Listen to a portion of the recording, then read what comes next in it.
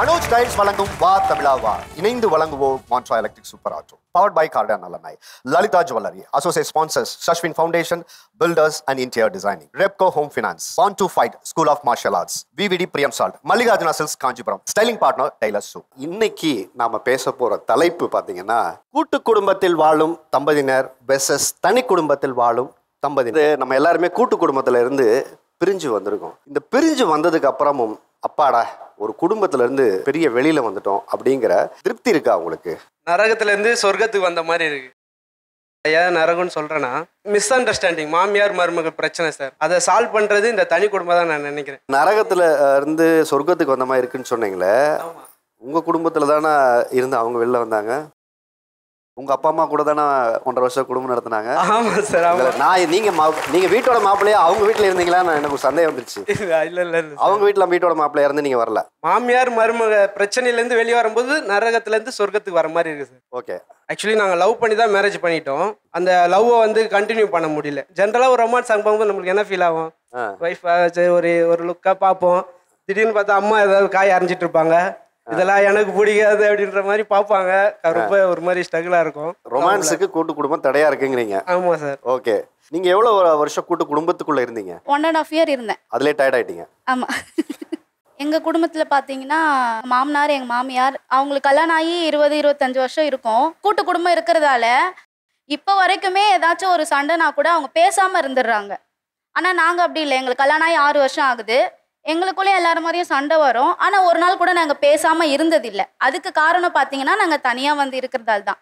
அந்த ஸ்பேஸ் எங்களுக்கு கிடைக்குது. கூட்டு குடும்பத்தில் அது கண்டிப்பாக கிடைக்காது. போய் வரதெல்லாம் உண்டா? டெய்லி அத்தை இங்கே வருவாங்க, நாங்களும் அங்கே போவோம். சுத்தமாக வெளியூருக்கு அந்த மாதிரிலாம் விட்டுட்டு போகிற அளவுக்குலாம் இல்லை. அதனால நாங்கள் ரொம்ப தூரம் போகலாம் விரும்பலை. பக்கத்துலேயே தனியாக வந்துட்டோம். கூட்டு குடும்பத்துல இருந்து வந்ததுக்கு அப்புறம் அப்பாடா இந்த தொல்லையெல்லாம் இல்லாம சந்தோஷமா இருக்கேன் அப்படின்னு சொல்லதா இருந்தா என்ன விஷயங்கள்? 10 மணி வரைக்கும் காலைல நல்லா தூங்கணும். அதுதான் ஃபர்ஸ்ட் எங்களுக்கு தேவைப்பட்டுச்சு. என் அம்மா இருந்தா 7 மணிக்கு எழுந்துக்க சொல்லுவாங்க. ஒய்ஃப் எழுந்துக்க மாட்டாங்க. அவங்க எழுந்துக்கலன்னா என்னையும் எழுந்துக்க விட மாட்டாங்க. எங்க அம்மா காலைல 6 மணிக்கு எழுந்து எல்லா வேலையும் செஞ்சிருவாங்க. இவங்க 7-7:30 வருவாங்க. கீழே எல்லா வேலையும் முடிஞ்சிடும். இவங்க திருப்பி போய் தூங்கிடுவாங்க. அதுல வந்து உன் பொண்டாட்டி வேலையே செய்யறது இல்ல அப்படின்ற மாதிரி. அதை இவங்க வரதுக்கு முன்னாடியே முடிச்சிருவாங்க. ஆமா, நான் வரதுக்கு முன்னாடியே செஞ்சிடறாங்கப்பா. அப்புறம் நான் என்ன செய்யறது? ஒன்றும் இல்லை, போய் உட்காருமா காஃபி கொடுக்குறேன் அப்படின்னுவாங்க. அதுக்கப்புறம் ஃபுட்டும் எங்க ரெஸ்ட்ரிக்ஷன்ஸ் இல்லாம சாப்பிடுறது. ஆர்டர் பண்ணி சாப்பிட்டோம். அம்மாலாம் இருந்தா எதுக்கு ஆர்டர் பண்றீங்க, வீட்லயே சமைங்க அப்படின்னுவாங்க. அதெல்லாம் கொஞ்சம் ரிலீஃபா இருந்தது எங்களுக்கு. ஃபர்ஸ்ட் யார் முடிவு எடுத்தது தனி குடுத்தனம் போலான்னு? எங்க அம்மா தான் முடிவு எடுத்தாங்க. உங்க அம்மா முடிவு எடுத்தாங்க? நீங்க வேலைக்காக மாட்டீங்க, நீங்க தனியா இருங்க, நானும் தம்பியும் புதுசா ஒரு வீடு வாங்கணும், நாங்க அங்க போயிடுறோம், நீங்க தனியா என்ன கிளிக்கிறீங்கன்னு பாக்குறோம் 1 year அப்படின்ட்டு விட்டு போயிட்டோம். ஆனா இப்ப நல்லாதான் இருக்கும். அவங்க ஏன் அப்படி ஒரு முடிவு எடுத்தாங்க? பொறுப்பே வரல எங்களுக்கு அப்படின்ட்டு. இப்ப கேக்குறதுக்கு யாரும் இல்ல. அவங்க வராங்கன்னு சொல்லுவாங்க. நம்மளுக்கு வரதுக்கு முன்னாடி ஒய்ஃப் பாத்ரூம்ல இருந்து தரையில இருந்து ஒரு அழுக்கு இருக்காது வீட்டுல, ஃபுல்லா ஒயிட் வாஷ் பண்ணி வச்சிருவோம். அம்மா வந்தா நூக் அண்ட் கார்னர் பாப்பாங்க. ஒட்டரை இருக்கா, விளக்கு ஏத்தி இருக்காங்களா, பூ வச்சிருக்காங்களா எல்லாம் பாப்பாங்க. அதெல்லாம் அவங்க வரதுக்கு முன்னாடியே பெர்ஃபெக்டா பண்ணிடுறது. அவங்க மனசு நோக்க கூடாது. அவங்க மனசு நோக்க கூடாது. கண்டிப்பா. மனைவிட்ட கொடுங்க. தனி குடுத்தனம் வந்ததுக்கு அப்புறம் என்னெல்லாம் உங்களுக்கு சந்தோஷமா இருக்குன்னு நீங்க நினைக்கிறீங்க? தான் சார், தூங்குறது மெயினா. தூக்கம் இல்லையா? அது வந்து மெயினா. அதை விட்டு கொடுக்க முடியாதுல்ல தூங்குறது யாருக்காகவும். கூட்டு குடும்பம்னும் போது ரூம்குள்ளே எங்க 2 பேருக்கான இது அண்டர்ஸ்டாண்டிங் முடிஞ்சிரும். ரொமான்ஸா இருக்கட்டும், எதா இருந்தாலும் ரூம்குள்ளேயே இருக்கும். இதுன்னும் போது வீடு ஃபுல்லா மெமரிஸா இருக்கும். நாங்க ஒன்னா டிவி பார்ப்போம், சமையல் இவர் ஹெல்ப் பண்ணுவாரு, நாங்க 2 பேர் சேர்ந்து சமைப்போம், டீ அந்த ஒரு லவ் இன்னுமே இன்க்ரீஸ் ஆன மாதிரி இருக்கு. அந்த புரிதலும் 2 பேருக்கான புரிதலும் இன்னும் நிறைய இருந்த மாதிரி இருக்கு. வீடுமே உங்களுக்கான ஒரு ஃபீல். யாரும் வந்து என் வீடு இது, நான் எப்படி வேணா உட்காருவேன், எப்படி வேணா இருப்பேன்ற மாதிரி.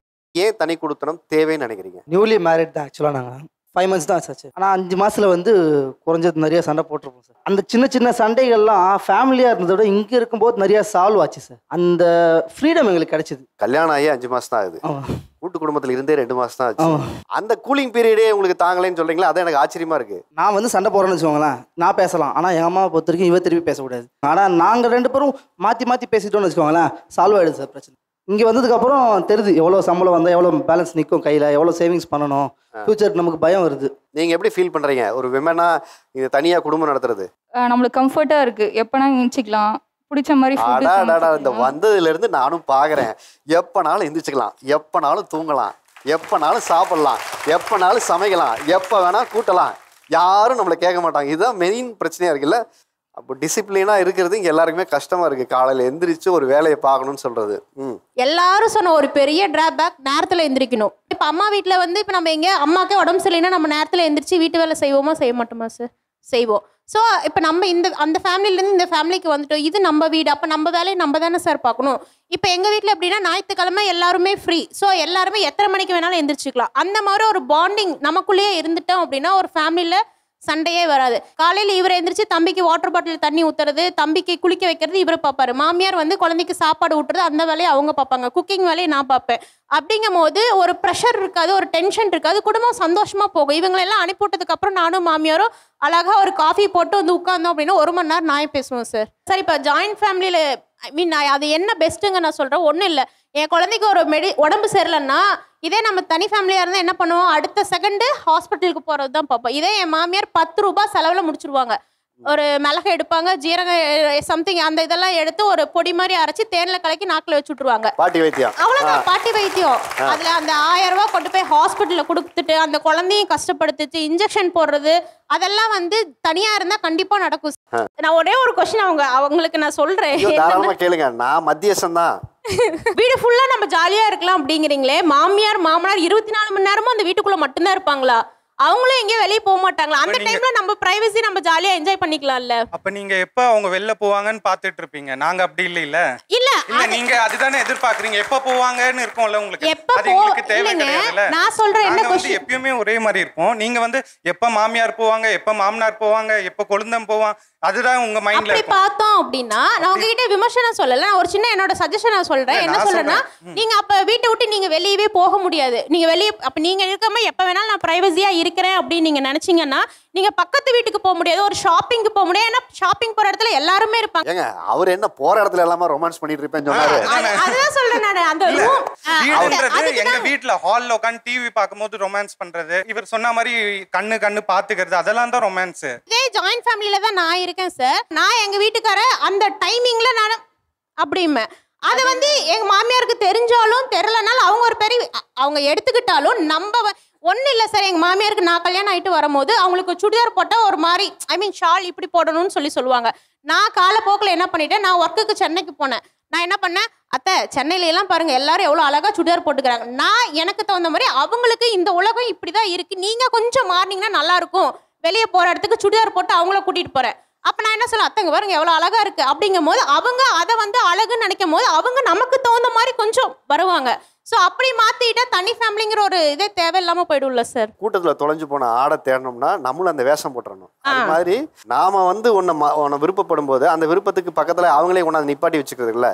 நீங்களும் சுடிதார் போட்டிங்கன்னா நல்லா இருப்பீங்க அப்படின்னு சொல்லி அவங்கள ஒரு கூட்டத்துக்கு இழுத்துட்டு வரதுன்னு இருக்குல்ல, இது எங்களுக்கு தேவையில்லைங்கிறாங்க. நான் ஜாயின்ட் ஃபேமிலியில் சப்போஸ் இருந்தேன்னா நடிக்கணும் சார். சீக்கிரம் எந்திரிக்கிற மாதிரி நடிக்கணும், ஒடுக்கமாக உட்கார்ற மாதிரி நடிக்கணும் சோஃபாவில். எல்லாமே ஒரு நடிப்பாக தான் சார். நானா இருக்க முடியாதுன்னு அட்ஜஸ்ட் பண்ணி போக வேண்டியதாக இருக்கும். அது வந்து அவங்களுக்கு இப்போ ஒரு குழம்பு வைக்கணும்னா ரவுண்டாக கட் பண்ணணும்னுவாங்க, நான் நீட்டாக கட் பண்ணணுன்னுவேன். கடைசியில் ஏதாச்சும் அவங்க சொல்லுவாங்க, நான் போடுவேன். 2 மாற்றி போடும்போது கடைசியில் குழம்பு நல்லா வரலன்னு சொல்லுவாங்க.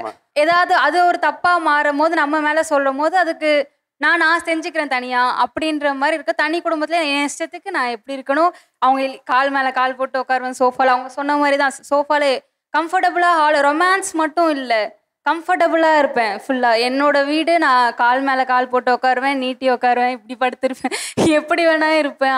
அதுதான் ரொமான்ஸ்க்காக நாங்க சொல்லல. அது இல்லை, எனக்கு ஒரு சின்ன சந்தேகம் தான். இதே உங்களை சொந்தக்காரங்க பார்க்க வராங்க, மாமியார் பார்க்க வராங்கங்கும் போது அப்பவும் நீங்க நடிக்க தான் செய்றீங்களா? கரெக்டான கொஸ்டின் சார். நடிக்கிறது இல்லை, அது எப்பயுமே ஃபுல்லாவே நடிச்சிட்டு இருக்க முடியாதுல, ஒழுங்கா இருக்க மாதிரி நம்ம. இல்லை, ஏன்னா நீங்க அவங்க வரும்போது தான் வீடை ஒரு நாள் ஃபுல்லா க்ளீன் பண்ணி சுத்தம் பண்றேன்னு சொல்றீங்களா, வாரத்துல ஒரு நாள் நடிக்கிறது எங்களுக்கு ஈஸி. அப்போ பார்த்தா அதுவே ஒரு நடிப்பு தானங்க. நடிப்பு இல்லை சார், அது ஒரு ரெஸ்பெக்ட் தான். அது எப்பயும் இருக்க கூட இருக்கும் போது அந்த ரெஸ்பெக்ட் ஃபுல்லா இருக்கும். அதை வந்து எப்பயாச்சும் இது பண்ற மாதிரி. அதாவது உங்க இயல்புல இருந்து விலகி ஒரு நாளைக்கு அவங்களுக்காக இருக்கலாம்னு சொல்ல வரீங்க. அதுதான் நான் எல்லாத்துக்குமே அட்ஜஸ்ட் பண்ணி போற மாதிரி இருக்குன்ற, எதுக்கு நம்மளே அட்ஜஸ்ட் பண்ணி இருக்கணும்ன்ற மாதிரி ஒரு மைண்ட் செட் வரும் சார். அது சார் நான் அவங்களுக்கு நேரடியா ஒரு பதில் சொல்றேங்க சார். அந்த எல்லோ கலர் தம்பி சொன்னாங்க நான் நரகத்திலிருந்து சொர்க்கத்துக்கு வந்தேன்னு. தப்பானதுங்க சார், உண்மையை மனசார சொல்றேன். நாங்கள் வந்து 25 பேர் ஒன்றா இருந்தோம். எனக்கு கல்யாணம் ஆகி 32 வருஷம் ஆக போது. இந்த மார்ச் 20 வந்தா. வீட்டுக்காரரோட பிறந்தது 5 பேர். எங்கள் பெரிய நாத்தனார் வந்து அவங்க வீட்டுக்காரர் வீட்டில் இருந்ததை விட எங்கள் வீட்டில் இருந்தால் தான் அதிக நாள். ஆனால் அந்த குழந்தையும் நாங்கள் ஒன்றா தான் பார்ப்போம், என் குழந்தையும் நான் ஒன்றா தான் பார்ப்பேன். அவங்க சொன்னாங்க பார்த்தீங்களா, ஒரு 10 ரூபாயில் பண்ணிடுவாங்கன்னு. 10 ரூபாய் இல்லாமல் எங்கள் மாமியார் பண்ணாங்க. வயிற்றால ஓடுதுன்னு சொல்லி கும்பகோணம், தஞ்சாவூர், திருச்சி எல்லா ஊரும் பார்த்துட்டோம் என் பையனுக்கு. ஆனால் ஒரே ஒரு வைத்தியம், வயிற்றை தட்டி விட்டாங்க, சரியாக போயிடுச்சு. எங்கள் மாமியார் இறந்து 1.5 மாதம் ஆகுது. இப்போ தான் எங்களுக்கு அந்த உணர்வு தெரியுது. 12 திடீர்னு தான் ஹார்ட் அட்டாக்ல இருந்தாங்க. 97 வயசு. ஒரு பெத்த தாய் தகப்பன் தம்பியோட இருந்துட்டு போனதை நரகம்னு சொன்னது எனக்கு ரொம்ப வருத்தமாக இருக்குது. அவங்க தனியாக போகணும், சந்தோஷமாக இருக்கட்டும், வேண்டான்னு சொல்ல. அதே தனி கொடுத்தனா என் பையனை 1.5 வருஷம் ஆகுது வச்சு. எப்படின்னா நாங்கள் சந்தோஷமாக வச்சோம். அம்மா ஃப்ரீயாக வந்து தனியாக போகணுங்குதுமா, போப்பா தாராளமாக போ, உனக்கு என்ன வேணும் எடுத்துகிட்டு போ. ஒன்றும் இல்லைங்க சார், இங்கே நாங்கள் இருக்கோம், ஒரு 5 வீடு தள்ளி தான் வச்சுருக்கோம். கொஞ்சம் டைமும் சரியில்லை. ஆனால் இன்னைக்கு வரைக்கும் நான் ஆஃபீஸ் போகிறேன், இவங்களும் வேலைக்கு போகிறாங்க. 5:45 5:30க்குள்ளே எங்கள் பையனோ பேரனோ ஃபோன் பண்ணிடுவாங்க. அப்போ எங்கே இருக்கீங்க? நான் ஆஃபீஸில் இருக்கேங்கண்ணே. எப்போ வருவீங்க? இப்போ வந்துடுவேன், இன்னும் 1 ஹவரில். வந்தவிட்டு எனக்கு கால் பண்ணுங்க, நான் உங்கள் வீட்டுக்கு வர்றேன். அந்த ஒரு பேச்சு சந்தோஷம் நைட்டு 11:30 வரைக்கும் எங்க வீட்டுல. அததான் அவங்க சொல்றாங்க, இந்த பேச்சு சந்தோஷமும் பக்கத்து தெருவுல வீடு இருக்கிறனால தான் இருக்குன்னு சொல்றாங்க. நாங்க ஒற்றுமையா இருந்தோம் சார். 5 குடும்பம் 25 பேர் ஒற்றுமையா இருந்தோம். இப்ப காலகட்டம் வேலையினால தனியா இருக்கும். ஆனா 5 மாசம் கூட ஒரு மாப்பிள்ளைய பெத்த பையன் அப்பா அம்மா கூட இருக்க முடியலங்கிறதா ரொம்ப வருத்தமா இருக்கு. இல்ல உங்க வீட்டுக்கார் பக்கத்துல மைக் கேட்டு இருக்காரு, கொடுங்க. உண்மையா நடந்த சம்பவம் சார், நான் சொல்றேன். எங்கள் பையனுக்கு உடம்பு சரியில்லை. ஃபங்க்ஷனுக்காக எங்கள் பையன் போயிட்டான், பார்த்துக்கப்பான்னு சொல்லிட்டு போயிட்டான். டாக்டர்கிட்ட கூட்டிகிட்டு போயிட்டு வீட்டில் கொண்டாந்து விட்டுட்டு பாத்ரூமில் தான் சார் போனேன். அடுத்த செகண்டு மூச்சு பேச்சு இல்லாமல் போயிடுச்சு சார். எங்கள் மருமக ரூமுக்குள்ளே தூக்கிட்டு போச்சு, வெளியில் கத்துது. என்னன்னு கேட்டால் மூச்சு பேச்சு இல்லை அப்படின்னு நின்றுச்சு மொழி. வேறு வழியே இல்லை, யாருமே இல்லை. அப்படியே தோளில் தூக்கி போட்டு பக்கத்துட்டு பையன் ஆட்டோலாம் கூப்பிடுவான், 2 வீலர் எடுன்னு சொல்லி 2 கையாலையும் நெஞ்சில் போட்டு அம்மிக்க அடிச்சே கூட்டிகிட்டு போய் ஆஸ்பத்திரியில் 5 நிமிஷம் அட்மிஷன் பண்ணேன் சார். யாருமே நம்பல, பையன் செத்துட்டான்னு சொல்லிட்டாங்க. அந்த நிமிஷம் நான் வெளியூரில் தங்க ஆக்சுவலாக இருந்த நேரம் நாங்கள் வீட்டுக்கு வந்துட்டேன். எங்கள் பையன் ஃபோன் பண்ணிட்டான், அப்பா எனக்கு ஃபங்க்ஷன் வெளியில் போகிறேன், நீங்கள் இன்றைக்கி வந்து வீட்டில் இருங்கப்பா, எங்கள் பையனை பார்த்துக்க உடம்பு சரியில்லைன்னு சொல்லிட்டான். அந்த நிமிஷம் நான் இல்லைன்னா இப்போவும் என் மருமக தான் சொல்லுவேன், தனியாக இருந்தாலும் என் மாமனார் என் பையனை காப்பாற்றி கொடுத்தாரு. அதே மருமக தானே தனியாக போகணும்னு நினச்சி தானே உங்க பையன்கிட்ட சொல்லி கேட்டு போனாங்க. 3.5 வருஷம் சார். பையன் வெள்ளிக்கிழமை பிறந்தா கொஞ்சம் டயம் சரியில்லைன்ட்டு இந்த மாதிரி ஆகுது, அதுக்கு உடம்பு சரியில்லை. பையனும் மருமகளும் போய் ஆக்சிடென்ட் ஆகிட்டாங்க. குழந்தை ஒரு மாதத்தில் இந்த மாதிரி ஆகுது. அடுத்து எனக்கு முடியலை. அப்புறம் எங்கள் அத்தையும் சொன்னாங்க, கொஞ்சம் தனியாக இருந்து பாருங்க, ஏன்னா என் மாமியார் இருந்தால் சிரமம்னு சொல்கிறதுக்கு நான் சொல்ல வரேன். அப்படி இருந்து பாருங்க, அப்போ ஹாஸ்பிட்டல் செலவு குறையும், வாடகை தானே 5000 போயிட்டு போகுது. அப்போ அதே மாதிரி வச்சோம், இப்போ பரவாயில்ல, எது பண்ணாலும் அது கொடுத்து விடும், அது பண்ணால் நான் கொடுத்து விடுவேன். வீடு மட்டும்தான் தனி, ஆனா மனசு ஒண்ணு. அந்த வீடு ஒரு நரகம்னு சொல்லல, கல்யாணம் ஆகி நானும் எங்க மாமியாருக்குள்ளேயும் இருந்த அந்த அண்டர்ஸ்டாண்டிங். எப்ப நாங்க கல்யாணம் ஆகி எங்க மாமனார் மாமியார் கொழுந்தனார் கூட தான்ப்பா சந்தோஷமா இருந்தோம். நீங்க அரேஞ்ச் மேரேஜ் தான். நீங்க சொல்ல முடியாம நீங்க சொல்ல முடியாம இருந்திருக்கலாம், அதை சகிச்சு. இல்லப்பா, இங்க பாருங்க, எங்க மாமனார் இங்க உட்காந்துருப்பாரு, நான் இப்படி போவேன், என்னங்க மாமா அதை வாங்கிட்டு வாங்க அப்படின்னு. சரி நான் வாங்கிட்டு வரேன் ஈவினிங் அப்படிம்பாங்க. அவர் ஒன்றும் சொல்றது இல்லையே. நான் திண்ணையில உட்காந்துருப்பேன், எந்திரிக்க போவேன், உட்காருமான்ட்டு. அவர் போலீஸா இருந்தவர், 2014 தான் இறந்தாரு. எங்க மாமனார் கவிச்சு சாப்பிடுவாரு. நீ தான் சமைக்கணும்பாரு மட்டன். சரி மாமா நான் சமைச்சு தரேன் மாமா. மூக்க கட்டிக்கிட்டு நான் சமைச்சு கொடுத்துருக்கேன். அது ஒரு விதமான பாசம், அது ஒரு விதமான அன்பு, அது ஒரு விதமான அவங்களோட சந்தோஷம். வயசானவங்களை சிரமப்படுத்தி இந்த வார்த்தையை நீங்க பேசினதை ஒரு நாள் டிவியில பார்ப்பாங்க, அப்ப அவங்க மனசு வேதனைப்படும். இதுல மனசு நீங்க நாளைக்கு உன் குழந்தை உன்னை எப்படி சொல்லுங்கிறத நீ யோசிக்கணும். அதாவது அவங்க குடும்பம் சொர்க்கமா தான் இருந்தது. அவங்களும் ஒரு பெண், நானும் ஒரு பெண். எங்க வீட்டுல என்ன வேற மாதிரி வளர்த்துருப்பாங்க, அவங்களுடைய சட்ட திட்டங்கள்லாம் வேற மாதிரி இருக்கும். நான் போய் எங்க 2 பேருக்குள்ள செட் ஆகல, அதுதான் அவருக்கு நரகமாச்சே சொன்னாரே தவிர பிரைவசி கிடையாது. சொர்க்கமா இருந்த வீடே ஒரு கூட்டு குடும்பத்தால நரகமா மாறுது. ஏன் தனி குடுத்தனம் தேவைன்னு நினைக்கிறீங்க? எங்களுக்கு கல்யாணம் ஆகி 40 வருஷம் ஆச்சு.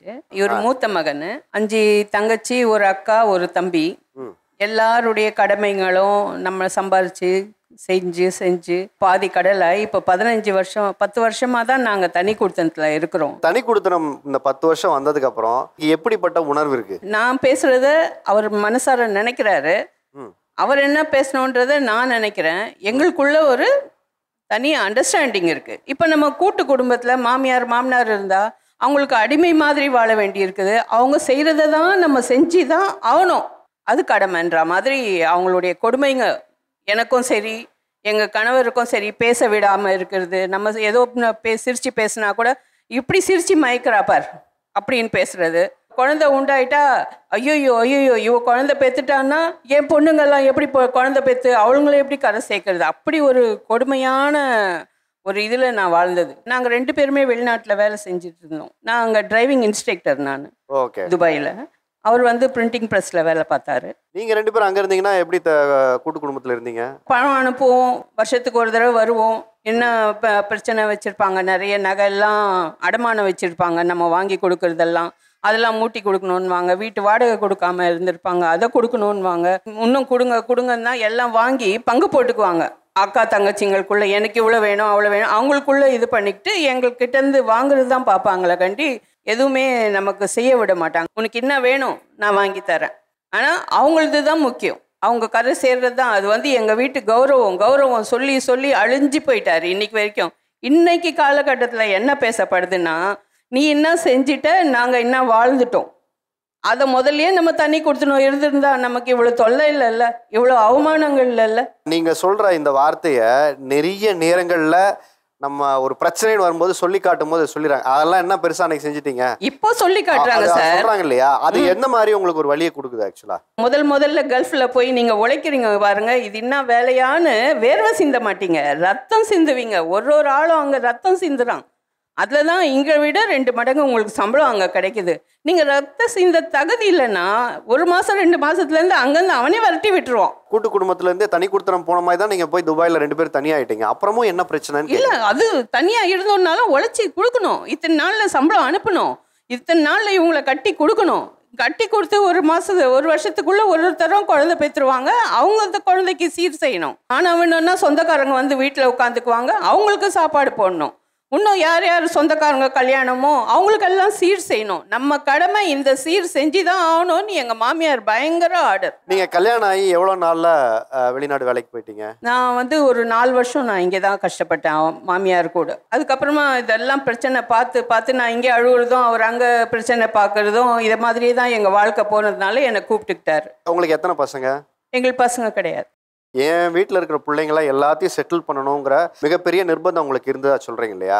அது உங்கள் குழந்தை பெற்றுக்கிறதுல எதுவும் உங்களுக்கு வந்து இடையூறாக இருந்ததா? அவங்களுக்கு கஷ்டமாக இருந்தது. அவங்க வந்து குழந்தை பெற்றுட்டான்னா என் பொண்ணுங்க கரையேற மாட்டாங்க, அதனால் நீங்கள் வந்து இதை வந்து தவிர்க்கணும் அப்படின்னு அவங்களுடைய ஆர்டர். அது ஆர்டர்னால எங்களுக்கு நின்ற குழந்தையும் நாங்கள் அபார்ஷன் பண்ணிட்டோம். நாங்கள் அபார்ஷன் பண்ணிட்டீங்களா? ஆமாம். இதனாலயா? ஆமாம். வேண்டாம், எங்கள் அம்மா அழுகுறாங்க, இவரை கூட்டிகிட்டு போய் தனியாக ஒப்பாரி வைப்பாங்க. இவர் சொல்ல மாட்டார், கொஞ்சம் மெதுவாக அப்படியே சொல்லாமா வேணாமான்ட்டு இருந்து மெதுவாக சொல்லிடுவார். அப்புறம் இல்லை, இதுக்கு எப்படி நீங்கள் ஒத்துக்கிட்டீங்க? எனக்கு அதுவே ஆச்சரியமா இருக்குது. இது உங்கள் குழந்தைய நீங்கள் ஏன் அவங்களுக்காக நீங்கள் அபார்ஷன்? வருஷம் இருக்கே, வயசு இருக்கே, அப்படி தானே பேசுவாங்க அந்த வயசில். இப்போ இந்த வயசில் நம்ம படுத்துக்கும் போது தான் நம்ம ஒரு குழந்தை பெற்றுருந்தோன்னா நமக்கு இப்போ துணை கிடைக்குமே, தோளுக்கு மேலே கிடைக்குமே. அவங்க அம்மா பேச்சை கேட்டு இப்போ நான் நல்லா திட்டுறேன். கொடுங்க, அவர்கிட்ட கொடுங்கம்மா. நான் பெற்ற மூத்த பையன், எல்லா பெண்களுக்கும் என் வீட்டில் இருக்க எல்லா பிள்ளைங்களுக்கும் கடமையை செய்யணும் ஒரு தாய் எதிர்பார்க்கறதுல இருக்கக்கூடிய நியாயம் வேற. ஆனால் நீங்கள் ஒரு குழந்தைக்கு அப்பாவாகும்போது அதை ஏன் வேண்டாங்கிற ஒரு முடிவை வேண்டாம்னு எடுக்கல சார். எங்கள் அப்பா வந்து 84 ரிட்டையர்ட் ஆகிட்டார். அவர் வரும்போது நான் கல்ஃபில் இருந்தேன். 24,000 ரூபாய் எடுத்துன்னு வந்தார். அப்போ என் கூட பிறந்தவங்க மொத்தம் 6 பேர். 6 பேரில் ஒரு அக்காவுக்கு தான் கல்யாணம் ஆச்சு, மற்றவங்களாம் கல்யாணம் ஆகலை. 85 கல்யாணம் பண்ணேன், இவளை லவ் மேரேஜ் பண்ணேன். ஓகே. இவன் முஸ்லீம், நான் இந்து. எனக்கு பிடிச்சதை நான் பண்ணிட்டேன், உங்களுக்கு என்ன தேவையோ நான் செய்கிறேன் அப்படின்னு சொல்லி ஒரு வாரியத்தில் நான் இருந்தேன். ஒரு பையனாக உங்கள் கடமையை நீங்கள் செய்யணும்னு விருப்பப்பட்டதை நான் மதிக்கிறேன், அதை நான் பாராட்டுறேன். ஆனால் அவங்களுக்குன்னு ஒரு குழந்தை தேவை அப்படிங்கிற இடத்துல அவங்க ஒரு குழந்தை உருவாகும் போது இதை ஏன் நீங்கள் அபார்ஷன் பண்ண சொல்லி? நான் சொல்லலை. இப்போ அவங்க தானே சொன்னாங்க. எங்கள் அம்மா இவங்கள்ட்ட தனியாக பேசியிருக்காங்க போது, எனக்கு தெரியாது. இவ சொல்லலை என்கிட்ட, நான் மறைச்சிட்டா. கழிச்ச பிறகு தான் சொன்னான், அதுக்கப்புறம் தான் சொல்கிறான். இந்த மாதிரி அவங்க அம்மா சொன்னதால் தான் நான் படிக்கட்டில் கீழே வந்து இது பண்ணிட்டேன் அப்படின்னு. இல்லை, இன்னைக்கு அவங்க வாரிசுகள் எல்லாம் செட்டில் ஆகணும்னு நினைச்சது தப்பு கிடையாது. ஆனால் உங்களுக்கு இன்னைக்கு ஒரு வாரிசு இல்லை அப்படிங்கிற ஒரு நிலை இருக்கு இல்லையா? அது எப்படிப்பட்ட வழியா இருக்குன்னு நான் கேட்குறேன். ரொம்ப ரொம்ப ரொம்ப ரொம்ப இப்போ வேதனையாகுது. ஏன்மா அவள் உடம்பு சரியில்லை, படுத்துட்டா, கை கால் ஊந்துடுச்சு. இந்த ஷாக் ஆகி இந்த பணம் ஏதோ ஒரு லாக்ஸ் ஆயிடுச்சு எனக்கு, அது ஷாக் ஆகிட்டா. ஷாக் ஆகி இந்த உடனே நான் சொன்னேன், நீ எதுவும் கவலைப்படாதுமா, நான் உன்னை காப்பாற்றுறேன், நடக்க வைக்கிறேன், நீ கவலைப்படாது அப்படின்னு சொல்லி கேரளா கிட்டன்னு போயிட்டு ட்ரீட்மெண்ட் பண்ணி கரெக்டாகிட்டேன். இப்போ ஓரளவு நல்லா இருக்கான்னா, நான் வந்து கார் பிஸ்னஸ் பண்ணியிருந்தேன் இங்கே வந்து. அங்கேருந்து வந்து ஒரு காலேஜ் பிஸ்னஸ் பண்ணேன். இப்போ எங்கள் லைஃப் நல்லா ரொம்ப ரொம்ப ஹாப்பியாக போகுது. நீங்கள் அவர்கிட்ட கலந்து ஆலோசிக்கவே இல்லையா அந்த நேரத்தில்? அவர் என்கிட்ட சொல்லவே இல்லைன்னு சொல்கிறாரு. அவர் இப்போ எத்தனை வருஷங்க கடந்துடுச்சு, பழைய நினைவுகள்லாம் மறந்துட்டு இருக்கோம். நீங்கள் குழந்தை பெற்றுக்காம மற்றவங்களெல்லாம் நீங்கள் அந்த வீட்டில் இருக்கிறவங்களெல்லாம் கல்யாணம் பண்ணி கொடுத்து இன்னைக்கு ஒரு இடத்துக்கு செட்டில் பண்ணீங்க இல்லையா? ஆமாம். அவங்க எவ்வளவு நன்றியோடு இருக்காங்க இன்னைக்கு? அப்படியெல்லாம் ஒரு நன்றி இல்லை. இன்னும் செஞ்ச, இன்னும் செய்யலை, இன்னும் நிறைய கேப் இருக்குது செய்கிறதுக்கு. எப்போ செய்வேன்? ஒருத்தருக்கும் கம்பெனியும் கடையும் வச்சு கொடுத்துருக்காரு அவங்க பிழைக்கிறதுக்கு. ரயில்வேல வேலை செய்கிறேன்னு ஒருத்தர் கல்யாணம் பண்ணான், ஏமாற்றிட்டான். இவனுடைய பணம் எல்லாம் லாஸு. வீட்டில் காலாண்டை வந்து படுத்துக்கிட்டான். நாங்கள் புறப்படும் போது நீ கடை வச்சு தான் கொடுக்கணும்னு வந்து படுத்துக்கிட்ட உடனே இவர் அம்மாவும் அழுகுறாங்க. உடனே நகை எல்லாம் வச்சு ஏதோ கடை வாங்கி அந்த கடை வச்சு கொடுத்து இன்றைக்கி அந்த கடையில் தான் சாப்பிட்றான் அவன். அதை கூட இவங்க போய் நின்றா எவ்வளோ செய்யணும்? செஞ்சவங்க மனசாட்சி இருந்தால் செய்யணுமா இல்லையா? நீ என்ன செஞ்சுட்ட, நான் என்ன வாழ்கிறேன்னு இப்போ பேசுகிறாங்க சார். அது ரொம்ப மனசால் ரத்த கண்ணீர் வருது எங்களுக்கு. உறவு முறைகள்லையும் பணம் கொடுத்து அடிக்கடி நம்ம மொய் எழுதி கொண்டு அவங்களுக்கு சீர் வச்சாதான் நமக்கு உறவு, இல்லைன்னா நம்ம கடை தெருவு. நாங்கள் பாடி கூட சரி வீட்டுக்கு வராது, டொனேட் பண்ணிட்டோம். நாங்கள் இறந்துட்டா கூட படிக்கிற பிள்ளைங்களுக்கு எங்கள் உடம்பு டொனேட் ஆகிடணும் அப்படின்னு சொல்லி நாங்கள் எழுதிட்டோம். கண் தானம், உடல் தானம், உடல் உறுப்பு தானம்னு நாங்கள் 2 பேருமே மனசார. ஏன்னா இந்த உறவுங்க வந்துட்டு போலி நாடகம் அழுது போலியாக அழுகி போன பழத்தை எடுத்துன்னு வந்து வச்சு அது செஞ்சு இது செஞ்சு முறை செய்யணும். இதில் வந்து ஒரே கலாட்டா பண்ணுவாங்க. சொந்தக்காரங்க வந்துட்டாங்கன்னா எங்களுக்கு வேண்டாவே வேண்டாம். தூக்கி போட எல்லாரும் கடைசி காலத்தில் 4 பேராவது வேணும்னு நினைப்பாங்க. 4 பேர் எனக்கு வேண்டாம், இதை நான் வந்து தானம் பண்ணிட்டேன் சார் வருவாங்க. பணம் இல்லைன்னா யாரும் வர மாட்டாங்க. இப்போ எங்கள் அம்மாவுக்கு 52 இயர்ஸ் சார். மேபி அவங்களுக்கும் அதே இயராக இருக்கலாம். இப்போ அவங்க பேசினாங்க, எனக்கு ஒரு பையன், எனக்கு ஒருத்தங்க இல்லை, எனக்கு இப்போ குழந்தை இல்லைன்னு சொல்லும் போது எனக்கு ஒரு மாதிரி எமோஷ்னலாக ஃபீல் ஆச்சு. நான் வந்து அவங்களை இப்போ ஒரு கிட்டத்தட்ட ஒரு மதர் மாதிரி அவங்கள பார்க்க ஆரம்பிச்சிட்டேன். இப்போ நான் அந்த இடத்துல இருந்தால் அவங்களுக்கு என்னெல்லாம் பண்ணுவேன்றது நான் யோசிக்க ஆரம்பித்தேன். இப்போ அவங்களுக்கு என்ன மாதிரி ஒரு பையன் இருந்திருந்தானா எப்படி பார்த்துருப்பான், என் ஒய்ஃப் இருந்ததானா எப்படி பார்த்துருப்பான், அவங்கள அந்த மாதிரி ஃபீல் பண்ண வச்சுருப்பாங்களா? அவங்க சொந்தக்காரங்க, அவங்க அண்ணன் தங்கச்சி என்ன தான் கஷ்டம் கொடுத்துருந்தாலும், அவங்க அம்மா என்ன தான் கஷ்டம் கொடுத்துருந்தாலும் நான் அவங்களுக்கு எப்படி பார்த்துருப்பேன், என் ஒய்ஃப் எப்படி பார்த்துருப்பா. ஸோ இந்த ஒரு எமோஷனல் பாண்டிங் ஷேர் பண்ணிக்கிற விதம் ரொம்பவே அதிகமாக இருக்கும் சார். இந்த மாதிரி எமோஷனலாக அவங்க பார்த்துக்கிட்டதுனால தான் அவங்களுக்கு பிரச்சனைன்னு சொல்கிறாங்க. அவங்க எமோஷனலாக அப்படி இருந்து தன்னுடைய தம்பி, தன்னுடைய சகோதரி அப்படின்னு பார்த்து, தன்னுடைய அம்மா அப்படின்னு பார்த்து செஞ்சது தான் இங்கே பிரச்சனைன்னு அவர் சொல்கிறாரு. தனி குடித்தனம் போவதனால் இழப்பது என்ன? எங்களுக்கு கல்யாணம் ஆகி வந்து 1.5 years ஆகுது. அதுக்கு முன்னாடி வந்து நான் வந்து ஜாயிண்ட் ஃபேமிலியில தான் இருந்தேன். லைக் எங்கள் அப்பா, அம்மா, சித்தப்பா, சித்தி, பாட்டி, அக்கா, இந்த மாதிரி ஜாயிண்ட் ஃபேமிலியில் தான் இருந்தேன். டெய்லி எங்கள் டேடி கால் பண்ணி சாப்பிட்டியா அந்த மாதிரி கேட்பாங்க. பட் இப்போ வந்து நாங்கள் தனியாக இருக்கிறதுனால அந்த மாதிரி வந்து கேட்குறாங்க, மாமனார் மாமியார் இவங்களும் கேட்குறாங்க. பட் எல்லாரும் அந்த ஃபேமிலியில் கேட்கும் போது அவங்களே என்னை மிஸ் பண்ணுறாங்க. இப்போ நாங்கள் வந்து ஒரு ஒர்க் போயிட்டு நாங்கள் செட்டில் ஆகிட்டு நாங்கள் என்ன டெசிஷன் எடுத்திருக்கோன்னா, லைக் அவங்க ஃபேமிலிலையும் சரி இல்லை எங்கள் ஃபேமிலி 2 பேருமே வந்து ஒன்றா வீடு கட்டி ஒன்றா இருக்கணும். லைக் அவங்க அப்பா அம்மாவும் நான் கூட்டிகிட்டு வந்து வச்சுக்கணும், எங்கள் அப்பா அம்மாவையும் நான் கூட்டிகிட்டு வந்து வச்சுக்கணும்னு டெசிஷன் எடுத்திருக்கோம் சார். ஒரு ஆனந்தம் வீடு மாதிரி ஒன்று ரெடி பண்ணணும்னு நினைக்கிறீங்க. இப்போ நியூவாக மேரிடான கப்பலாக இருக்கட்டும், ஒரு 5 years மேரிடான கப்பலாக இருக்கட்டும், சண்டை அதிகமாக தான் ஆகுமே தவிர சண்டை கம்மியாகாது. Maybe it will take so long. இதே பெரியவங்க இருந்தாங்கன்னா, இப்போது நானே வந்துட்டு ஆஃபீஸ் முடிச்சுட்டு வரேன், என் ஒய்ஃப் ஏதாச்சும் பேசுகிறாங்க, நான் கோவப்படுறேன்னா அப்பா அம்மா தான் நான் கோவப்பட மாட்டேன். அந்த இடத்துல அப்படியே அமைதியாகிடுவேன். என்ன ஆகுனா ஒரு டைம் ஒரு 1 or 2 hours ஸ்பேஸ் போகும்போது எனக்குள்ள கோவம் கம்மியாகும். பெரியவங்க இருந்தால் அந்த வார்த்தைகள் ரொம்ப கம்மியாகும், விடுற வார்த்தை ரொம்ப கம்மியாகும். அண்ட் இன்னொரு விஷயம் என்னன்னா, ஃபினான்ஷியலாகவும் சரி, நான் ஒர்க் பண்ணுறேன், என் ஒய்ஃப் வந்து பிஸ்னஸ் மாடலில் போயிட்டுருக்கா.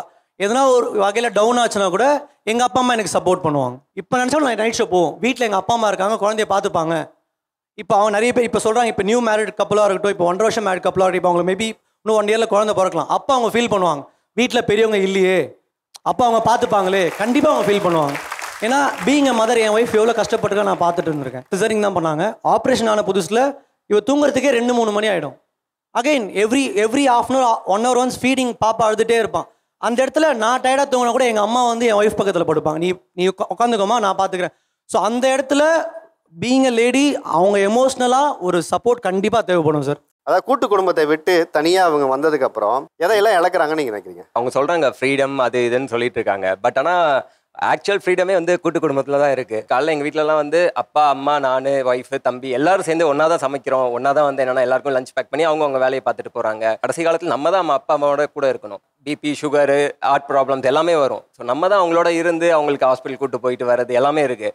ஸோ ஆனால் வந்து என்னென்னா அவங்கெல்லாம் இது தனியாக போனால் ஜாலி, ஃப்ரீடம், தூங்குறேன், டிசிப்ளின்டாக இருக்கிறதே நீங்கள் சொன்ன மாதிரி அவங்களுக்கு கஷ்டமாக இருக்குது போல இருக்குது. ஓகே, எத்தனை பேர் இருக்காங்க உங்கள் ஃபேமிலியில்? எங்கள் வீட்டில் அப்பா அம்மா நான் ஒய்ஃபு தம்பி. இப்போ ஒரு வீட்டுக்கு ஒரு பொறுப்பான ஒரு மூத்த பிள்ளையாக இருக்கும்போது கூட்டு குடும்பத்தில் என்னதான் செஞ்சாலும் இந்த உலகம் நன்றி கெட்டதாக இருக்குது அப்படிங்கிறத வாழ்ந்து ஒரு இடத்துல உதாரணமாக இன்னைக்கு முன்னாடி உட்காந்துருக்காங்க, அவங்களுடைய அனுபவத்தை சொன்னாங்க. நீங்கள் இதை எப்படி பார்க்குறீங்க? அது ஒவ்வொரு ஜென்ரேஷன் கேப். இப்போ அவர் வந்து 30 வருஷம் முன்னாடி சொல்கிறாரு. நான் இப்போ கரண்ட் ஜென்ரேஷனில் இப்போ வந்து ஊரில் வீடு கட்டுறோம். ஸோ நான் போய் பார்க்க முடியாது, எனக்கு ஆஃபீஸ் ப்ரெஷர்லாம் இருக்குது. தம்பி தான் போய் ஒரு வாரம் 2 வாரம் போய் இருந்து அவனுக்கும் ஆஃபீஸ் ப்ரெஷர்லாம் இருக்கும். பட் ஸ்டில் அவன் அதை மேனேஜ் பண்ணி அவன் தான் அங்கே போய் ஓவர்சி பண்ணிட்டு இருக்கான். அப்பா கட்டுற வீடை தம்பி போய் பார்த்துக்கிறாரா, நீங்கள் கட்டுற வீடை தம்பி பார்த்துக்கல? இல்லை, நாங்கள் கட்டுறோம். ஸோ ஜாயின்ட் ஃபேமிலியாக தான் கட்டுறோம். நாங்கள் வந்து ஜாயின்ட் ஃபேமிலியாக தான் இருக்கோம், ஜாயின்ட் ஃபேமிலியாக தான். ஸோ அதுக்கு லோனே வந்து தம்பி தான் போட்டிருக்கான். ஸோ அந்த ஒரு ஃப்ரீடம் இருக்குது. இப்போ நான் வீடு கட்டணும் அப்படின்னு நினச்சா எங்கள் அப்பா அம்மாவுக்கு நான் வீடு கட்ட முடியாது என்னால், ஏன்னா எனக்கு மேரேஜ் லோன் இருக்குது. ஸோ பட் தம்பி வந்து ஃப்ரீயாக இருக்கான்றப்ப நான் லோன் போடுறேன், நான் பார்த்துக்கிறேன் அப்படின்னு சொல்லிட்டு அவன் வந்து என்னென்னா இனிஷியேட்டிவ் எடுத்து பண்ணுறான். எதெல்லாம் இன்னைக்கு இருக்க கூட்டு குடும்பத்தில் பாசிபிளாக இருக்குன்னு நினைக்கிறீங்க? விட்டு கொடுக்குற மனப்பான்மை வந்திருக்கு. ஸோ அவன் வளர்றான், நானும் வளர்றேன். ஸோ அண்ணன் வளர்றான், நம்ம வந்து வளர்ந்துடக்கூடாது அப்படின்னா நான் அவனை தூக்கி விடுறேன், அவன் என்னை தூக்கி விடுவான். ஸோ எல்லாம் ஒன்றுக்குள்ளே ஒன்றா இருக்கணும். ஸோ வந்து என்னென்னா நாளைக்கு அவனுக்கு மேரேஜ் ஆகும் கண்டிப்பாக. ஸோ அவனும் ஒன்றா தான் இருக்கணுன்ற ஒரு விருப்பத்தோட தான் நாங்கள் 3 BHK ஹவுஸே வந்திருக்கோம். நீங்கள் ஒன்றா இருந்தீங்கன்னா உங்கள் 3 BHK உங்களுக்கு மானதாகவே இல்லையே? இல்லை, இது எப்படி பார்க்குறோன்னா 3 BHK இல்லை நம்ம ஒரு ரூமில் தான் இருக்கோம் அப்படின்றத தாண்டி வீடே நம்மளது தான்.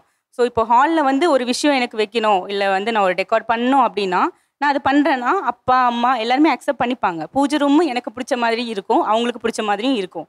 அட் த சேம் டைம் கிச்சனும் அதே மாதிரி தான். சிம்னி வேணும் அப்படின்னு நான் சொல்கிறேன்னா எல்லாம் பிளான் பண்ணி நாங்கள் ஒன்றா தான் வாங்குவோம். இப்போ என்னென்னா வீடு ஃபுல்லாகவும் மெமரிஸ் தான். இப்போ நாங்கள் சாப்பிட உட்காடுறோம் அப்படின்னா ஒருத்தவங்க இல்லாமல் நாங்கள் வந்து உட்கார மாட்டோம். இப்போது எங்களுக்கு பசிக்குதுன்னாலும் எல்லோரும் சேர்ந்து சாப்பிடணும் அப்படின்னு தான் நாங்கள் நினைப்போம். ஸோ அதில் ஒரு ஹாப்பினஸ் இருக்குல்ல. ஸோ சாப்பிட்றப்ப வந்து நம்ம கூடி பேசி நம்ம என்ன பண்ணணும், அடுத்து என்ன டெவலப் பண்ணணும், அதெல்லாம் நாங்கள் வந்து ஷேர் பண்ணிப்போம். எல்லோரும் சொல்கிறாங்க தனியாக இருக்காங்கன்னு சொல்லிட்டு. இப்போ வந்து அவங்களுக்கு வந்து ஒரு 3 மந்த்துக்கு முன்னாடி ஐ வந்து திடீர்னு பல்ஜ் ஆகி நைட்டு 2 o'clock நான் வந்து ஃபோன்லாம் எடுத்து பார்க்குறேன். பட் என்னோட வந்து பிரதர்-இன்-லா வந்து தூங்கிட்டு இருந்தாங்க. ஸோ அந்த டைமில் வந்து நாங்கள் 2 பேரும் தனியாக இருந்திருந்தா நான் எப்படி எனக்கு வந்து டிரைவ் பண்ண தெரியாது. நான் எப்படி என்னோட ஹஸ்பண்டை வந்து ஐ பல்ஜ் ஆகிடுச்சு, அவங்களால தனியாக போக முடியாது. ஸோ அந்த டைமில் நான் போய் உரிமையாக வந்து என்னோட பிரதர்-இன்-லாவை எழுப்பி என்னன்னு கொஞ்சம் பாரு, போய் ஹாஸ்பிட்டல் கூட்டிகிட்டு போன்னு நான் சொல்ல முடியுது என்னால். இப்போ நாங்கள் 2 பேரும் தனியாக இருக்கோம். நாங்கள் கெரியர் ஸ்விட்ச் ஆகணும்னு நினைக்கிறோம். ஜாப் வந்து மேபி நம்ம விட்டதுக்கப்புறம் ஒரு 2 மந்த் கழிச்சு கூட கிடைக்கலாம். ஸோ அந்த டைமில் வந்து அவங்க நம்மளை வந்து தூக்கி விடுறாங்க. ஸோ நீ வந்து கெரியர் ஸ்விட்ச் ஆகு, நாங்கள் பார்த்துக்குறோம், நாங்கள் இருக்கோம் அப்படின்றத வந்து அவங்க சொல்கிறாங்க. ஒரு ஃபினான்ஷியல் பேக்கப்பும் இருக்குது, ஒரு மாரல் ஃபேமிலி சப்போர்ட்டும் இருக்குது. ஸோ அதனால் ஆத்திர அவசரத்துக்கு உதவினாலும் ஒரு இடத்துக்கு ஆட்களாகவும் இருக்காங்க, பொருளாதாரமாகவும் ஒரு உதவி அப்படிங்கும்போது செய்யறதுக்கு இருக்காங்க. அதனால இது சரியாக இருக்குது அப்படின்னு நீங்கள் சொல்கிறீங்க வந்து. ஓகே சார், நீங்கள் சொல்கிறது வந்து எல்லா ஃபேமிலிலையும் அப்படி இல்லை சார். நான் வந்து நாங்கள் 5 இயர்ஸாக லவ் பண்ணி கல்யாணம் பண்ணோம் சார். எனக்கு வந்து அப்பா கிடையாது, அம்மா மட்டும்தான். நான் அக்கா தம்பி அம்மா 4 பேருமா தான் நாங்கள் வளர்ந்தோம் சார். சரி, நான் வந்து போகிற ஃபேமிலி வந்து ஒரு கூட்டு குடும்பமாக தான் நான் இருக்கணும்னு நினச்சி தான் ரொம்ப பெரிய ஆசையெல்லாம் கனவுலாம் கண்டு நான் வந்தேன் சார். நாங்கள் லவ் பண்ணும்போது இவங்க சொன்னாங்க எனக்கு அண்ணன் இருக்காங்க, அக்கா இருக்காங்க, தம்பி இருக்காங்க அப்படின்னு. கல்யாணம் பண்ணுறதுக்கு பக்கத்தில் வர அவங்க சொல்லிட்டாங்க 1 மாதத்துக்கு முன்னாடியே, அம்மா நீங்கள் கல்யாணம் முடிஞ்சோடனே தனியாகவே போயிருங்கம்மா, எங்களுக்கு மூத்த பையன் கல்யாணம் பண்ணாமல் இருக்காங்க, அவங்களுக்கு முன்னாடி நீங்கள் கொஞ்ச நாள் ஒதுங்கி இருந்துக்கோங்க, தனி கொடுத்தனமா கொஞ்ச நாளைக்கு இருந்துக்கோங்கன்னு அவங்களா தான் சார் எங்களை வெளியே வச்சாங்க.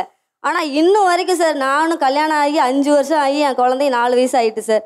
ஆனால் இன்னும் வரைக்கும் நாங்கள் அங்கே போகிறோம், ஏதோ விருந்தாளி மாதிரி நாங்கள் போகிற மாதிரி தான் எங்களை வச்சுருக்காங்களே தவிர எங்களை அந்த குடும்பத்துக்குள்ளே வாழணும், நீங்கள் வாங்க இங்கே வீடு கட்டி இருங்க, நாங்கள்லாம் இருக்கோம் உங்களை பார்த்துக்கிறதுக்கு அப்படின்னு ஒரு நாள் கூட எங்களுக்கு ஆதரவாக இருந்ததே இல்லை சார். இவங்க சொன்னாங்க ரோஸ் கலர் சட்டை போட்டான்னா சொன்னாங்க நாங்கள் எல்லாருமே ஒரே மாதிரி இருக்கிறதுக்காக நாங்கள் வீடு கட்டுறோம் அப்படின்னு சொன்னாங்க. ஆனால் என் பையனுக்கு உடம்பு சரியில்லை, ரொம்ப வீசிங், நைட்டு ஃபுல்லாக ரொம்ப வீசிங் சார். அவ்வளோ உடம்பு சரியில்லாமல் இருந்தோம். அப்போ அந்த நைட்டு வந்து ஒரு 500 ரூபாய் காசு இல்லாமல் குழந்தைய நாங்கள் வீட்டிலே வச்சுருந்தோம் சார். அடுத்த நாள் காலையில் இவங்க அப்பா வந்து கூட பிறந்தவங்க கிட்ட வந்து சொல்கிறாங்க, குழந்தைக்கு ரொம்ப உடம்பு சரியில்லை, எனக்கு எப்படியாவது ஒரு 2000 ரூபா காசு போட்டு விட அப்படின்னு சொல்லி ரொம்ப கேட்டாங்க. உடனே அவன் சொன்னான் என்கிட்ட 10 பைசா கிடையாது அப்படின்னு சொன்னாங்க. அப்புறம் கொஞ்ச நாளில் ஒரு வாரம் தான் சார் நாங்கள் அவங்க மாமியார் வீட்டுக்கு நாங்கள் போகிறோம். அப்போ அவங்களும் வராங்க.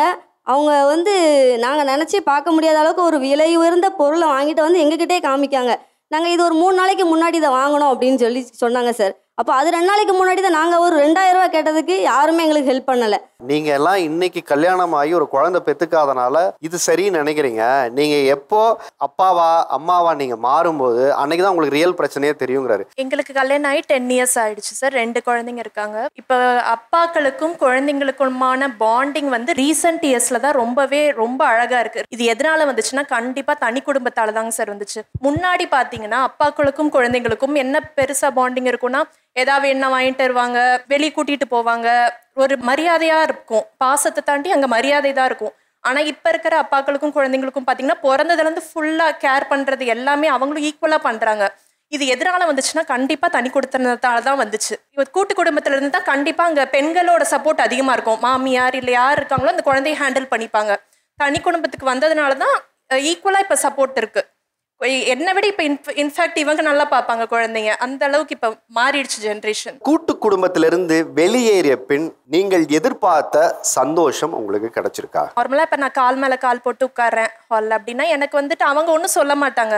பட் ஸ்டில் எனக்கு அவங்க ஒரு மரியாதை தரணும் அப்படின்னு சொல்லிட்டு நான் என்ன கொஞ்சம் இது பண்ணிப்பேன். அது ஒரு அன்கம்ஃபர்டபுளான ஒரு இதுலேயே இருந்துட்டு இருக்க மாதிரி இருக்குது, எனக்கு ஃபீல் ஆகுது. நான் தனியாக இருந்தேன்னா நான் எப்படி கேஷுவலாக வேணாலும் இருந்துப்பேன். அது ஒரு அப்படி ஒன்று. அப்புறம் வந்து நார்மல் பிலீஃப் சிஸ்டம்ஸ், இப்போ அவங்களுக்கு கடவுள் நம்பிக்கை ரொம்ப அதிகமாக இருக்குது. எனக்கு வந்து அந்த அளவுக்கு இல்லை. நார்மலாக ஃப்ரீ ஹேர் விடுறது அவங்களுக்கு பிடிக்காது. இந்த மாதிரி சின்ன சின்ன விஷயங்கள் தான். பட் வந்துட்டு என்னால் எனக்கு அது ஈஸியாக இல்லை. அங்கே இருக்கும்போது இதெல்லாம் என்னால் பண்ண முடியாது. ஃப்ரீ ஹேர் விடுறதோ இல்லை பிளாக் ட்ரெஸ் போட வேணாமாம்பாங்க அவங்க. இதெல்லாம் நான் தனியாக இருந்தால் அவங்களுக்கு தெரியவே போகிறதில்ல. இதெல்லாம் அவாய்ட் ஆகிடும் இந்த மாதிரி சின்ன சின்ன ப்ராப்ளம்ஸ்லாம். இவங்க தான் இப்படி சொல்கிறாங்க, தனி கொடுத்துரும் போனால் தான் நல்லா இருக்கும், ப்ரைவசி கிடைக்குது. இப்போ எந்த ஏஜ் பர்சனும் எல்லாருக்கும் ப்ரைவசி தான் கொடுத்துருக்காங்க. நீங்கள் தனியாக இப்போ கல்யாணம் பண்ணி வந்தால் ஃப்ரீயாக விட்டுறாங்க. நீங்கள் சினிமாவுக்கு போகிறீங்களா போங்க, எங்கே வேணும் போங்க, பார்க்கு போகிறீங்களா, பீச்சு போகிறீங்களா, சாப்பிட வரதா இருந்தால் வீட்டுக்கு வாங்க, இல்லாட்டி சாப்பிட்டு வாங்க. நான் கல்யாணம் பண்ணி ஜாயிண்ட் ஃபேமிலி தான். இவருக்கு சென்னையில் வேலை கிடச்சிதுன்னு சென்னைக்கு வந்துட்டோம். அப்போ நான் ரொம்ப மிஸ் பண்ணேன். 2 குழந்தைய வச்சுட்டு அவ்வளோ கஷ்டப்பட்டேன். ஒரு பாத்ரூம் போகிறதா இருந்தால் பக்கத்து வீட்டில் தான் விட்டுட்டு போகணும். குழந்தைய பார்த்துக்க ஆள் கிடையாது. நான் எப்படி போக முடியும்? கடைக்கு போகிறதா இருந்தாலும் நான் தான் போகணும், குழந்தையும் தூக்கிட்டு போகணும்.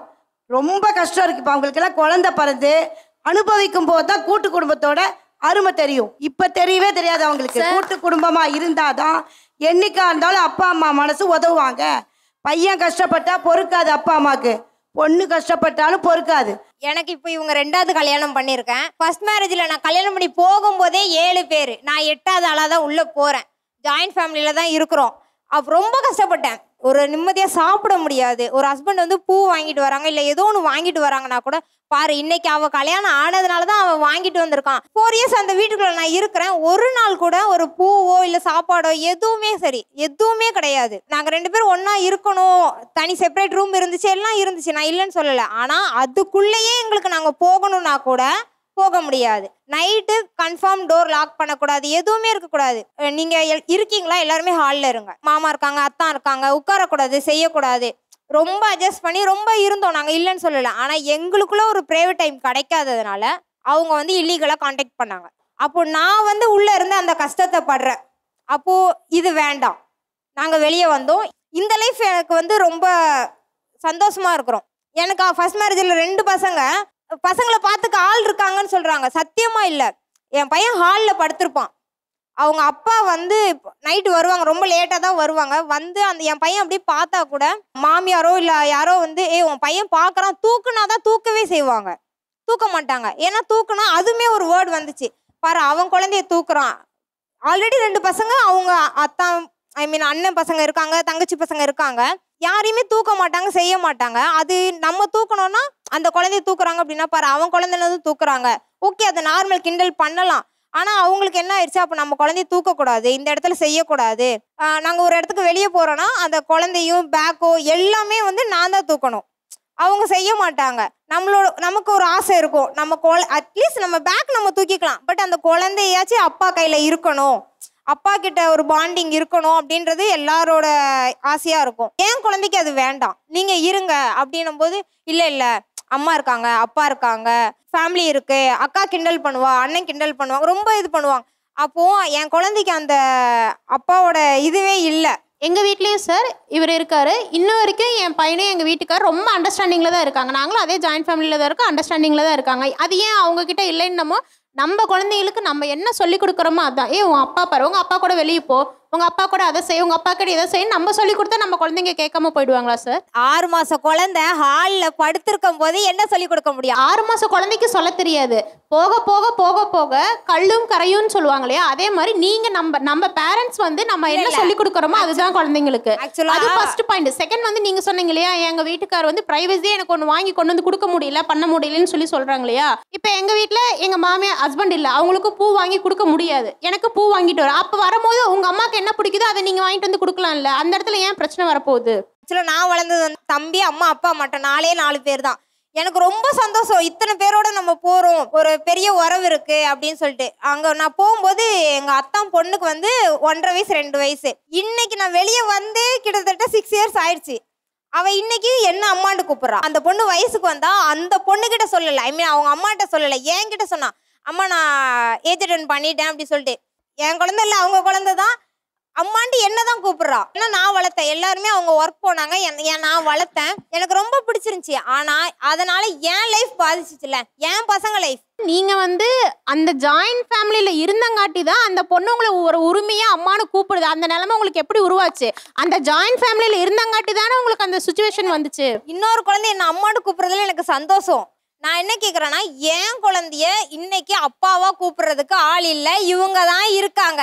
தனி குடித்தனமாக வாழ்பவர்கள் வெர்சஸ் கூட்டு குடும்பமாக வாழ்பவர்கள். தொடர்ந்து பேசுவோம் அடுத்த வாரமும்.